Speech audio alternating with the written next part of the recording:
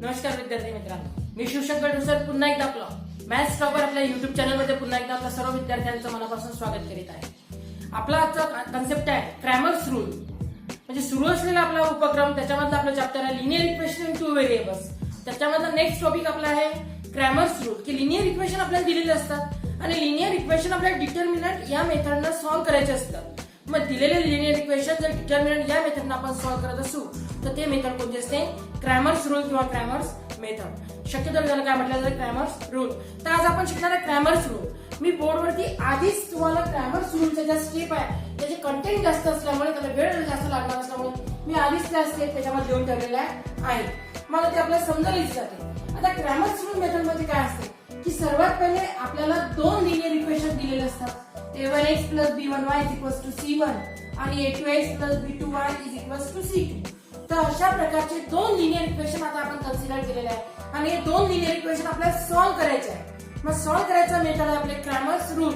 तर Cramer's rule solve करताना काही स्टेप आपल्याला दिलेले असतात. तर सर्वात पहिली स्टेप आहे त्यामध्ये step number 1, write the given equations at ax plus by is equals to c.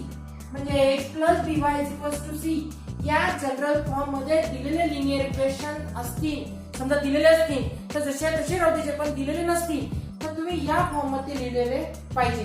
ax plus by is equals to c म्हणजे जे व्हेरिएबलच्या टर्म आहे ते इक्वल टू साइडच्या एका साइडला म्हणजे लेफ्ट हँड साइडला आणि जो कॉन्स्टंट दिलेला तो राईट हँड साइडला आपल्याला लिहिता आलेला पाहिजे. मग म्हणजे आपण पहा दिलेले इक्वेशन लिहायचे दिलेले a1x plus b1y is equals to c1, a2x plus b2y is equals to c2. तर याच्या मधामध्ये a1 b1 a2 b2 हे कॉन्स्टंट आहे. आपलं सॉरी कोएफिशिएंट कॉन्स्टंट आहे. काय आहे? a1 b1 a2 b2 हे कोएफिशिएंट कॉन्स्टंट आणि c1 आणि c2 हे फक्त कॉन्स्टंट दिलेले आहे, त्याच्यासोबत कोणताच व्हेरिएबल आलेला नाही. तर याच्यापैकी a1 a2 are the coefficient constant of variable x, coefficient of x आहे. b1 b2 are the coefficient of variable y. अशा पद्धतीने आपण ते दिलेले इक्वेशन जनरल फॉर्म मध्ये लिहून घेतलेले पाहिजे. स्टेप नंबर 2 मध्ये find the value of d. म्हणजे कोणाची व्हॅल्यू फाइंड आउट करायची आपल्याला? d ची व्हॅल्यू. मग d ची व्हॅल्यू फाइंड आउट करणे म्हणजे डिटर्मिनंट फाइंड आउट करणे. काय फाइंड आउट करणे? डिटर्मिनंट. आणि डिटर्मिनंट आपण कसा फाइंड आउट करायचा? d is equals to a1 b1 a2 b2. म्हणजे याच्या मधामध्ये a1 b1 a2 b2 चे आपल्याला कोएफिशिएंट दिलेले असतात x आणि y चे, तर तेच आपण या ठिकाणी लिहिलेले आहे. मग लिहित असताना तुमचे दोन रो आणि काय आता दोन कॉलम. मग तुम्हाला समजासाठी सोपं जाण्यासाठी मग आपण त्याला कॉलमच्या नुसार स्पेसिफाय करणार. कसं पाहू? पहिला कॉलम a1 a2, तर याला म्हणायचा column of coefficient constant of the variable x. म्हणजे a1 a2 हा कॉलम झाला कोणत्या व्हॅल्यूचा? की जे x या व्हेरिएबलचे कोएफिशिएंट आहेत त्यांचा. तसंच सेम b1 आणि b1 आणि b2 हे काय झालं? कोएफिशिएंट कॉन्स्टंट कोणत्या व्हेरिएबलचे? Variable y. मग या d ची व्हॅल्यू जेव्हा आपण डिटर्मिनंट काढतो तेव्हा डिटर्मिनंट काढत असताना कॉन्स्टंटचा कॉलम जो असतो c1 c2, constant column c1 c2 not considered. म्हणजे d काढत असताना कॉन्स्टंटची टर्म जी प्युअर कॉन्स्टंट आहे त्याचा कॉलम त्याच्यामध्ये येत नाही. म्हणून आपण घेतलेला a1 b1 a2 b2. आणि जसं आपण डिटर्मिनंट सॉल्व्ह करतो ते तसं आपण ते सॉल्व्ह करायचं, क्रॉस मल्टिप्लाय करायचं, त्याच्यामध्ये काय करून घ्यायचं? सबट्रॅक्शन. मग d फाइंड आउट केल्यानंतर पुढची स्टेप असते 3 नंबरची स्टेप कोणती आहे? Find the dx. Find the dx. मग dx आपल्याला फाइंड आउट करायचा. मग dx फाइंड आउट करणे म्हणजे काय असते पहा. मी एक नोट पॉइंट लिहिलेले समोर बोर्डवरती आपले कंटेंट जरा जास्त असल्यामुळे मी लिहित आहे. तर रिप्लेस करायचा कोणता कॉलम रिप्लेस करायचा? a1 a2. कोणता कॉलम रिप्लेस करायचा? a1 आणि a2 हा कॉलम तुम्ही रिप्लेस करायचा. त्या ठिकाणी तुम्ही व्हॅल्यू टाकायची कॉन्स्टंट कॉलम c1 c2. म्हणजे c1 c2 हा कॉलम. तर पहा a1 a2 चा जो कॉलम आहे तो आपण रिप्लेस केला, तो आता याच्यामध्ये नाही आहे. मग त्याच्या ठिकाणी व्हॅल्यू कोणती लागली? c1 आणि c2. म्हणजे c1 आणि c2. आणि जो b1 b2 आहे तो जसाच्या तसा त्याला चेंज करायचं नाही. मग हा b1 b2 आहे मग हा फक्त a1 a2 चा म्हणजे जो कोएफिशिएंट कॉलम आहे, कोएफिशिएंट कॉन्स्टंट आहे व्हेरिएबल x चा जो कॉलम असेल तो आपण पूर्णतः काउंट टाकायचा आणि तिथं कोणता कॉलम टाकायचा? कॉन्स्टंटचा c1 आणि c2 चा. नंतर जशी आपली मेथड असते डिटर्मिनंट सॉल्व्ह करायची, परत त्याचं मल्टिप्लिकेशन करायचं, त्याचं काय काढून घ्यायचं? सबट्रॅक्शन. मग तसंच सेम स्टेप 3 जशी आपण सॉल्व्ह केली सेम स्टेप नंबर असते 4. तर जसं आपण dx सॉल्व्ह केलं तसंच तुम्ही काय सॉल्व्ह करायचं, dy. काय सॉल्व्ह करून घ्यायचं, dy. आणि dy सॉल्व्ह करत असताना काय केलं पहा, dx जेव्हा काढला तेव्हा x चा जे कोएफिशिएंट असतील त्यांचा जो कॉलम आहे तो कम्प्लिटली इग्नोर करायचा, काढून टाकायचा. मग तसंच y चे जे कोएफिशिएंट कॉन्स्टंट आहे त्यांचा जो कॉलम आहे तो काढून टाकायचा. म्हणजे काय काढणार आता आपण, रिप्लेस b1 b2 चा कॉलम. आणि त्या ठिकाणी कोणता कॉलम टाकणार, कॉन्स्टंटचा c1 आणि c2 चा. मग आपला करस्पॉन्डिंग कॉलम काय आला, a1 a2 जसेच्या तसं आलं. फक्त आता कोणता कॉलम काढला आपण, b1 b2 हा कॉलम काढून टाकायचा आणि त्या ठिकाणी कोणता टाकला, c1 आणि c2. म्हणजे अशा पद्धतीने लिहून घेतल्यानंतर डिटर्मिनंट सॉल्व्ह करायचा. डिटर्मिनंट सॉल्व्ह करताना ज्या स्टेप असतात त्याच तुम्ही फॉलो करायच्या आणि याचा आन्सर काढायचा. मग स्टेप नंबर 3 झाली, 4 झाली, dx ची व्हॅल्यू झाली, dy ची व्हॅल्यू झाली. आणि लास्ट 5 नंबरची स्टेप असते find the value of variable x. Find the value of variable x. आणि x ची व्हॅल्यू काढायची कशी, त्याचं फॉर्म्युलेशन दिलं तुम्हाला, x dx/d. तिसऱ्या स्टेप मध्ये जो dx ची व्हॅल्यू काढली त्या व्हॅल्यूला सेकंड स्टेप मध्ये d ची व्हॅल्यू निघेल, त्याला काय करायचं, डिवाइड. आणि याचं जे आन्सर येईल it is the value of the variable x. आणि same formulation of variable y. y ची व्हॅल्यू काढायची dy/d. याची व्हॅल्यू काढली आपण dy/d. म्हणजे अशा पद्धतीनं आपल्या क्रॅमर्स रूलच्या किती स्टेप आहे मित्रांनो, 5. तर या स्टेप फॉलो करून जर समजा तुम्ही एक्झाम्पल सॉल्व्ह केलं तर क्रॅमर्स रूल इझी मेथड आहे, एकदम इझी मेथड. परीक्षेमध्ये तुम्हाला 3 ते 4 मार्कासाठी याच्यावरचं एक्झाम्पल आलेलं असते, शक्यतो 3 मार्कासाठी आलेलं असते. पण एकदम इझी स्टेप आहे, समजून घेतली, प्रॅक्टिस झाली तर एकदम तुम्हाला इझी जाईल. आता ह्याच क्रॅमर्स रूलवरचं आपण पाहणार आहे एक्झाम्पल. आपण काय पाहणार आहे, एक्झाम्पल. मग एक्झाम्पल आपल्याला दिलं, solve x plus 2y is equals to -1 and 2x minus 3y is equals to 12 by using the Cramer's rule. कोणता रूल आहे आपल्याला, Cramer's rule. मग सर्वात पहिली स्टेप काय असते की write the given equation as x plus by is equals to c. मग आपण चेक केलं की दिलेले इक्वेशन आपल्याला या फॉर्म मध्ये आहे का, आहे. मग सोल्युशन लिहिताना आपण काय करू, सुरुवात पाहू. Solution, given equations are, given linear equations are. मग दोन इक्वेशन आपण लिहून घेतले, x plus 2y is equals to -1 and twice x minus 3y is equals to 12. मग दिलेले दोन इक्वेशन आता आपण लिहून घेतले, स्टेप नंबर 1. आता एक्झाम्पल मध्ये तुम्ही स्टेप लिहायचं नाही, ही आपली प्रोसिजर होती, मेथड होती, म्हणून मी तुम्हाला स्टेप लिहून. सेकंड स्टेप मध्ये फाइंड आउट करायचं डिटर्मिनंट d. मग आता आपण लिहू, determinant is given by, determinant is given by. मग आता आपण काय करणार, डिटर्मिनंट. मग डिटर्मिनंट डिनोटेड बाय d, हा d इज इक्वल्स टू लिहून घ्यायचा. मग आता या ठिकाणी पहा, a1 b1 a2 b2 coordinate coefficient of the variable x and y. मग आता या x चा कोएफिशिएंट काहीच नाही, म्हणजे इथे लिहायचा 1. नंतर त्याच्या समोर y चा कोएफिशिएंट लिहायचा 2 1 2. सेकंड इक्वेशन मध्ये x चा कोएफिशिएंट आहे 2 म्हणजे हा 2 आणि y चा कोएफिशिएंट आहे 3 नाही -3. विथ साइन घ्यायचा, y चा कोएफिशिएंट लिहिला -3 आणि आता सॉल्व्ह करायचं. आता डिटरमिनंट आपण सॉल्व्ह करतो क्रॉस मल्टिप्लाय, म्हणजे क्रॉस मल्टिप्लाय कसं 1 into -3 म्हणजे हा 1 आणि -3 यांचा प्रॉडक्ट. नंतर 2 into 2 2 into 2 आणि याचं काय करून घ्यायचं, सबट्रॅक्शन. काय करायचं, सबट्रॅक्शन. मग 1 into -3 -3 minus 2 into 2 4. मग आपला आन्सर किती आला, -7. म्हणजे d ची व्हॅल्यू आपल्याला किती आली, -7. d ची व्हॅल्यू आपली येऊन गेली -7. मग आता ही स्टेप झाली नंबर सेकंड. मग स्टेप सेकंड झाल्यानंतर आता स्टेप नंबर कोणती, 3. स्टेप 3 मध्ये आता आपण करणार आहे dx. ऑल्सो dx ची व्हॅल्यू कशी काढायची पहा. आता dx ची व्हॅल्यू काढत असताना x चे जे कोऑर्डिनेट कोएफिशिएंटचा जो कॉलम असेल तो कॉलम आहे 1 आणि 2. तो कॉलम कोणता आहे, 1 आणि 2. तर 1 आणि 2 चा कॉलम कम्प्लिटली इग्नोर करायचा, तो काढून टाकायचा. त्याच्या ठिकाणी रिप्लेस करायचा कॉलम कोणता, कॉन्स्टंटचा. तर कॉन्स्टंटचा कॉलम कोणता आहे, -1 आणि 12. -1 12 म्हणजे फक्त कोणते कॉलम काढला आपण, x चा जो कॉलम असेल तो काढून टाकायचा, कॉन्स्टंट टाकायचा. मग x चा कॉलम कोणता आहे, कोऑर्डिनेट कोएफिशिएंटचा 1 आणि 2 तो काढून टाकला आणि कॉन्स्टंटचा कोणता टाकला, -1 आणि 12. मग -1 12 पण बाकी पुढचे व्हॅल्यू जसे तशा 2 -3 2 आणि काय आलं -3 सॉल्व्ह करायचं परत डिटरमिनंटच्या रूलनुसार. मग -1 सॉल्व्ह करत असताना -1 × -3 -1 × -3 नंतर 2 × 12 2 × 12 मग त्याच्यानंतर -1 -3 -1 × -3 +3 काही करायचे नाही. आणि आता म्हणचा तुम्ही प्रॉडक्ट करता ऍडिशन कसं नाही करायचं.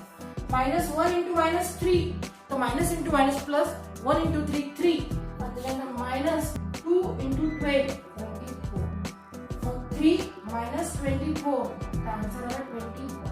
मग dx ची व्हॅल्यू किती आहे मित्रांनो. dx = -21. आपली dx ची व्हॅल्यू किती आली -21. म्हणजे अशा पद्धतीने स्टेप नंबर कोणती झाली आपली 3.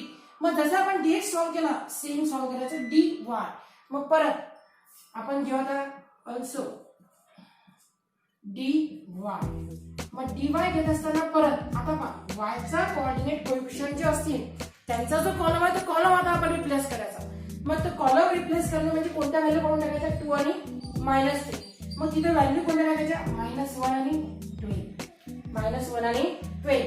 पण एक्सचे जे ओरिजिनल व्हॅल्यू आहे त्या जशाच्या तशा फक्त लक्ष ठेवायचं की तुम्हाला डीचा जो डिटरमिनंट आहे तिथून तुम्हाला व्हॅल्यू करायची आहे. नाहीतर तुम्ही वरच्याच मॅट्रिक्स वरच्या डिटरमिनंट वरून घ्यायचा तसं करायचं नाही. मग -1 × 12 आणि इथं किती 1 आणि म्हणजे अशा पद्धतीचं ते आपण घेऊन घेतलेलं पाहिजे. मग सॉल्व्ह करा 1 × 12 क्रॉस मल्टिप्लाय 1 × 12 मायनस -1 × 2 1 × 12 मायनस 2 × -1 म्हणजे -1 × 2 तर सॉल्व्ह करून घ्यायचं 1 × 12 12 मायनस आणि -1 × 2 -2 तर आपला आन्सर म्हणजे या ठिकाणी 12 + 2 तर आपला आन्सर किती आला dy आन्सर 40. dy ची व्हॅल्यू किती आली आपली 40. म्हणजे अशा पद्धतीने आपली स्टेप नंबर कोणती झाली 4. स्टेप नंबर 4 झाल्यानंतर आता आपली स्टेप कोणती 5. मग स्टेप नंबर 5 मग therefore आपण घेऊन घ्यायची value x = formulation as dx / d म्हणजे x तर dx ची व्हॅल्यू किती आली आपली dx = -21 म्हणजे -21 आणि d ची व्हॅल्यू किती आपली -7 मग therefore मायनस कॅन्सल आणि x ची व्हॅल्यू आहे 3. x ची व्हॅल्यू किती आहे मित्रांनो 3. आणि त्याच्यानंतर सेम जसं की x ची व्हॅल्यू आपण फॉर्म्युला यूज केला म्हणजे त्याला ब्रॅकेट करायचं. मग सेम तशी व्हॅल्यू काढायची y ची. तर y चं फॉर्म्युलेशन आहे dy / d फॉर्म्युलेशन आणि ब्रॅकेट व्हॅल्यू टाकायच्या. dy ची व्हॅल्यू आपली आलेली आहे 40 + 40 आणि d ची व्हॅल्यू आलेली -7. साइन कडे व्यवस्थित लक्ष ठेवायचं. मग आपला आन्सर आलेला -2. मग therefore is the value of y -2. सर्वात शेवटी खाली तुम्ही स्टेटमेंट लिहून टाकायचं. The solutions are x किती आलं आपलं 3 and y -2. जागा नसल्यामुळे तुम्ही ते आता वेगळे लिहित नाही तुम्ही लिहून घ्यायचा. ठीक आहे. तर अशा पद्धतीनं आपण एक्झाम्पल कोणत्या मेथडनं सॉल्व्ह करू शकतो क्रॅमर्स रूल म्हणजे लिनियर इक्वेशन आपल्याला दिलेले असतात आणि त्या क्रॅमर्स रूलला आपण या मेथडने सॉल्व्ह करू शकतो. तुम्हाला फक्त याच्यामध्ये स्टेप वरती लक्ष ठेवायचं आहे. स्टेप वरती व्यवस्थित लक्ष ठेवा तुम्हाला एकदम इझी मेथड झालेली असेल. तर अशा पद्धतीचा आपला आजचा मेथड होता क्रॅमर्स रूलचा. आता आपण एक प्रॅक्टिस सेट मधले काही एक्झाम्पल आहे ते पण आता याच्यासोबत घेणार आहे.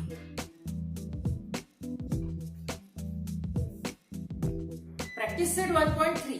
आता याच्यामधलं आपल्याला एक्झाम्पल जे दिलेले आहे तो क्वेश्चन नंबर 3 आपण सॉल्व्ह करत आहे. आपल्याला लिनियर इक्वेशन सॉल्व्ह करायचं बाय द क्रॅमर्स रूल. आता या क्वेश्चन मध्ये तुम्हाला टोटल एक्झाम्पल दिलेले आहे 6. तर त्याच्यापैकी आपण एक्झाम्पल सॉल्व्ह करणार आहे फक्त 3. पहिलं, दुसरं आणि सर्वात शेवटचं 6वं. तिसरं एक्झाम्पल मी तुम्हाला कन्सेप्ट मध्ये सॉल्व्ह करून दिलेलं आहे. सेम व्हिडिओ मध्ये एक्झाम्पल प्रेझेंट आहे. आणि जे 4थं आणि जे 5वं एक्झाम्पल आहे ते तुम्हाला प्रॅक्टिस म्हणून तुम्ही हे स्वतः सॉल्व्ह करायचं.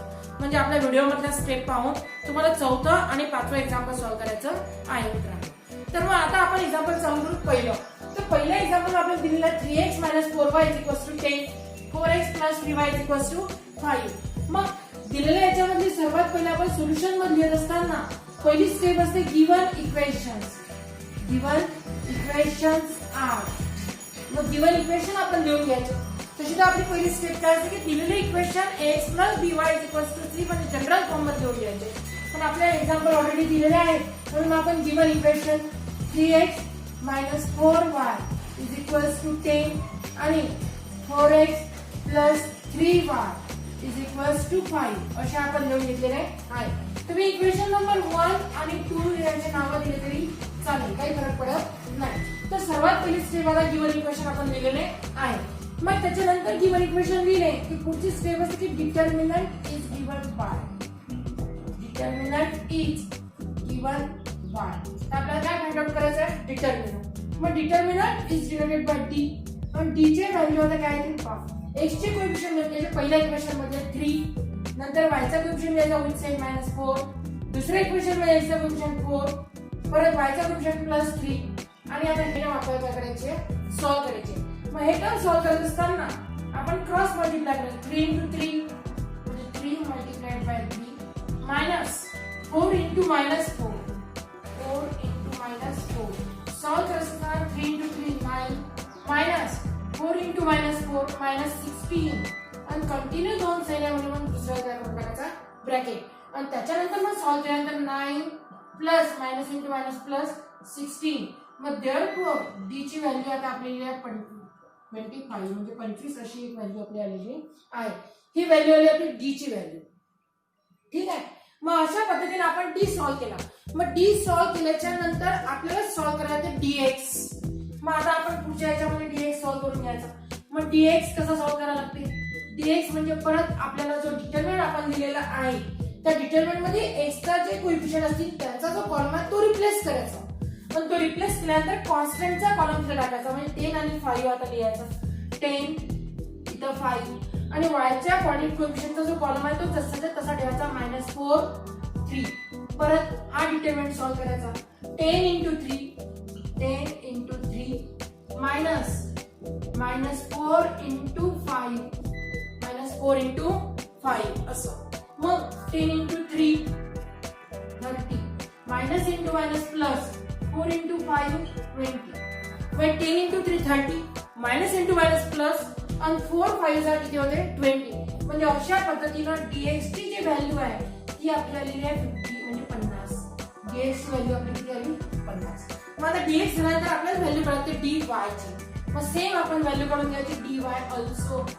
dy इज इक्वल्स मग dy च्या व्हॅल्यू मध्ये आता y चा जो कोऑर्डिनेट कोएफिशिएंटचा जो कॉलम आहे तो रिप्लेस करायचा आणि तिथे कॉन्स्टंट टाकायचा 10 आणि 5. मग पहिला x चा जसा 3 4 इथं काही 10 आणि 5. परत डिटर्मिनंट सॉल्व करून घ्यायचा. मग डिटर्मिनंट सॉल्व करत असताना 3 * 5 प्रोडक्ट करायचा. त्याच्यानंतर मायनस 10 * 4 3 * 5 15 मायनस 10 4 = 40. म्हणजे अशा पद्धतीने आपण ते लिहून घ्यायचं. म्हणजे 3 5 = 15 मायनस 10 4 = 15 आणि याच्यानंतर dy इज इक्वल्स टू आपला आन्सर परत किती आला -25. 15 मायनस 40 तर त्याचा आन्सर किती -25. म्हणजे अशा पद्धतीने आपण d ची व्हॅल्यू काढली, dx ची व्हॅल्यू काढली, dy ची व्हॅल्यू काढली. मग आता आपल्याला व्हॅल्यू काढायच्या आहे व्हेरिएबल्स x आणि y च्या. मग देअरफॉर x चा फॉर्म्युला असेल dx x is equals to dx upon d. म्हणजे हा फॉर्म्युलेशन केला म्हणून ब्रॅकेट. मग देअरफॉर x इज इक्वल्स आता dx ची व्हॅल्यू आपण किती काढली 50 म्हणजे 50 आणि अपॉन मध्ये d ची व्हॅल्यू किती काढलेली आपण 25 म्हणजे 25. मग पाडेपाठ असणं खूप महत्त्वाचे. 25 आहे का 25 25 दुने 50 म्हणजे देअरफॉर x ची व्हॅल्यू किती आली 2.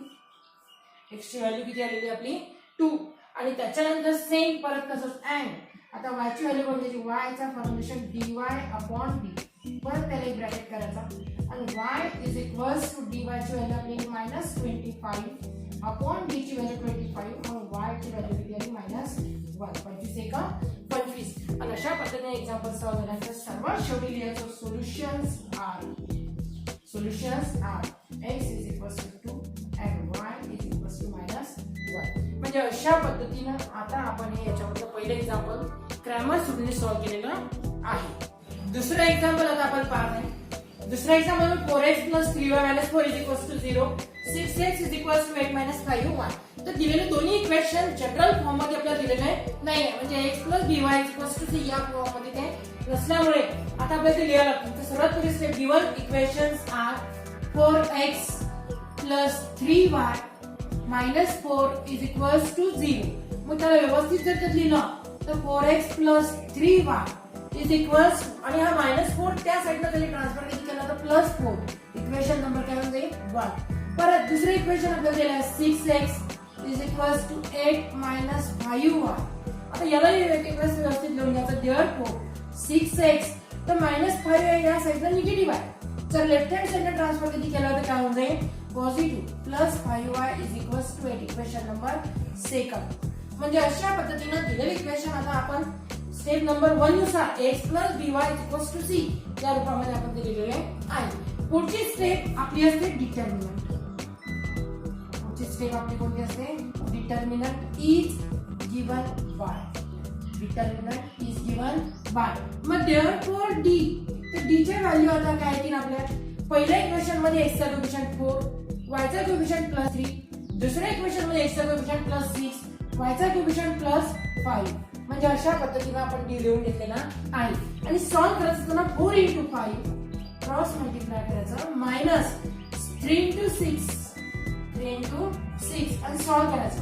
4 × 5 20 मायनस sin 3 18. म्हणजे देअरफॉर d ची व्हॅल्यू आता आपली आलेली आहे किती? +2. म्हणजे d ची व्हॅल्यू किती आली आपली? +2. 20 मायनस 80 म्हणजे किती आलेलं आहे? +2. आणि हे झाल्यानंतर आता आपण व्हॅल्यू काढायची dx ची. मग dx चा डिटरमिनंट आपण आधी लिहून घ्यायचा. मग dx च्या डिटरमिनंट मध्ये x च्या कोऑर्डिनेट कोएफिशिएंटचा जो कॉलम आहे तो रिप्लेस करायचा. म्हणजे 4 आणि 6 हा कॉलम आपला निघून जाईल. आणि हा कॉलम निघाल्यानंतर तिथे आपल्याला कॉलम कोणता टाकावा लागेल? इक्वेशन नंबर 1 मध्ये हा 4 जो कॉन्स्टंट आहे तो, आणि इक्वेशन नंबर 2 मधला कॉन्स्टंट किती आहे? 8. मग देअरफॉर 4 8 आणि सेकंड कॉलम जसा घ्या तसा 3 5 असा. मग सॉल्व्ह करून घ्यायचं. परत 4 × 5 क्रॉस मल्टिप्लाय करत आपण मायनस 3 × 8. मग परत काय? 4 × 5 20 मायनस 8 3 24. मग देअरफॉर dx ची व्हॅल्यू आता आपल्याला -4. dx ची व्हॅल्यू आपली किती आली? -4. मग जसं आता आपण dx काढलं सेम व्हॅल्यू काढून घ्यायची तुम्ही dy. मग dy साठी परत y च्या कोऑर्डिनेट कोएफिशिएंट जे असतील तो कोणकोणते आहे? 3 आणि 5. d मध्ये आपण घेतले 3 आणि 5. आता 3 आणि 5 रिप्लेस होते, आणि 3 आणि 5 च्या ठिकाणी कोणती व्हॅल्यू येते? 4 आणि 8. 4 8 आणि 8 चे कोऑर्डिनेट कोएफिशिएंट जसेच्या तसे. म्हणजे इथे किती? 4 आणि 6. म्हणजे अशा पद्धतीचा आपला डिटरमिनंट कोणता आहे? dy. सॉल्व्ह करून घ्यायचा. सॉल्व्ह करत असताना 4 × 8 मायनस 6 × 4 क्रॉस मल्टिप्लाय केला आपण. 4 8 जा 32, 8 चौक 32 मायनस 6 चौक 24, 6 4 जा किती? 24. मग त्याच्यानंतर dy ची व्हॅल्यू आपली dy is equal to 8. dy ची व्हॅल्यू आपली किती आली? 8. 32 मायनस 24 इज इक्वल टू किती? 8. आणि dx आणि dy आणि d ची व्हॅल्यू निघाली. तर आता आपण काढतो व्हेरिएबल्स. मग therefore as a formulation x is equal to dx upon d. Formula म्हणून मग काय करून घ्यायचं? Bracket x is equal to dx ची व्हॅल्यू किती दिलेली आहे आपल्याला? -4. आणि d ची व्हॅल्यू आपण ऑलरेडी काढलेली आहे 2. मग x ची व्हॅल्यू किती ना आपली? x is equal to -2. x is equal to -2. 2 1 जा 2, 2 जा 4. आणि सेम जशी आपण x ची व्हॅल्यू काढली सेम तुम्ही y साठी फॉर्म्युला लिहायचा dy अपॉन d. परत त्याला फॉर्म्युलामध्ये मग काय करून घ्यायचा? ब्रॅकेट. आणि नंतर y is equal to what is the value of dy? 8. What is the value of d? 2 जो आपण आधी काढलेला आहे तो. आणि what is the value of y? काय येईल मग? y is equal to 4. म्हणजे अशा पद्धतीने आपण x आणि y ची व्हॅल्यू काढल्या. पण सर्वात शेवटी एका मार्कासाठी किंवा अर्ध्या मार्कासाठी येणार स्टेटमेंट तुम्ही लिहायला विसरायचं नाही. Solutions are x is equal to -2 and y is equal to 4. झालं. म्हणजे अशा पद्धतीने आपण हे एक्झाम्पल सॉल्व्ह केलेलं आहे. आता आपण एक्झाम्पल पाहणार आहे 6. 3 4 आणि 5 एक्झाम्पल तुम्हाला आहे होमवर्क. प्रॅक्टिस सेट 1.3 मधला जो थर्ड क्वेश्चन आपल्याला आहे की एक्झाम्पल आपल्याला सॉल्व्ह करायचे by using the Cramer's rule. त्याच्यामधला लास्ट एक्झाम्पल म्हणजे 6वं एक्झाम्पल आता आपण घेत आहे. तर आपल्याला एक्झाम्पल दिलेला आहे 2x + 3y = 2. त्याच्यानंतर दुसरं इक्वेशन आहे x minus y upon 2 is equals to 1/2. तर सर्वात पहिले दिलेले इक्वेशन आपण लिहून घ्यायचे स्टँडर्ड फॉर्म मध्ये. म्हणजे आपल्याला x plus by is equals to c या स्वरूपामध्ये आपल्याला इक्वेशन लिहायचे आहे. तर सर्वात पहिली स्टेप आपण लिहून घेऊ गिवन इक्वेशन्स. मग पहिले गिवन इक्वेशन्स तर पहिलं एक्झाम्पल जे आहे ते पहिलं equation 2x plus 3y is equals to 2. आता हे x plus by is equals to c या रूपामध्ये या फॉर्ममध्ये असल्यामुळे आपण डायरेक्ट त्याला इक्वेशन नंबर घेतलेला 1. मग असं त्याच्यासोबत आणखी दुसरं एक्झाम्पल तुम्हाला दिलेलं आहे x minus y upon 2 is equals to 1/2. तर हे equation ax plus by is equals to c या रूपामध्ये आहे, पण त्याच्यामध्ये तुम्हाला डिनॉमिनेटर दिलेला आहे. याच्यामध्ये काय दिलेलं आहे? डिनॉमिनेटर. आता डिनॉमिनेटर मध्ये याचा हा जो 2 आहे तो 2 आपल्याला पाहिजे नाही. मग 2 जर आपल्याला कधी नाही पाहिजे तर आपण एक स्टेप घेऊ मल्टिप्लाय बाय 2 बोथ साइड. म्हणजे त्याच्यामध्ये ही एक बाजू डावी आणि ही एक उजवी बाजू. तर याच्या दोन्ही बाजूला आपण दोन काय करायचं? मल्टिप्लाय करायचं. आता 2 डिनॉमिनेटर मध्ये दिला म्हणून मग 2 आणि तिथं एक्झाम्पल मध्ये डिवाइड असल्यामुळे आपण काय घेतलं? मल्टिप्लाय. पॉझिटिव्ह ऍक्टिव्हिटी घ्यायची. मग 2 multiplied by x minus y upon 2 1/2 into 2. मग सॉल्व करायचं. 2 into x twice x minus इथं फक्त y. इथं फक्त किती y. कारण की हा 2 into y twice y आणि 2 काय होऊन जाईल? कॅन्सल. आणि इथं हा 2 आणि 2 कॅन्सल. इथं व्हॅल्यू राहील फक्त 1. तर अशा पद्धतीने आपलं इक्वेशन कोणतं आलं? सेकंड. म्हणजे आपल्याला असे दोन इक्वेशन मिळालेले आहेत. आता दोन इक्वेशन झाल्याच्या नंतर आपल्याला फाइंड आउट करायचे डिटर्मिनंट. मग सर्वात पहिले आपण लिहून घेऊ डिटर्मिनंट इज गिवन बाय.